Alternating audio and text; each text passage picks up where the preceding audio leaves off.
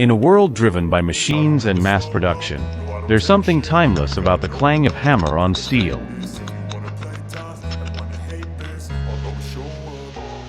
Blacksmithing is more than a craft, it's a legacy. From the frontier forge to modern artisan shops, forging has shaped civilization, armed warriors, built cities, and created tools that changed the world.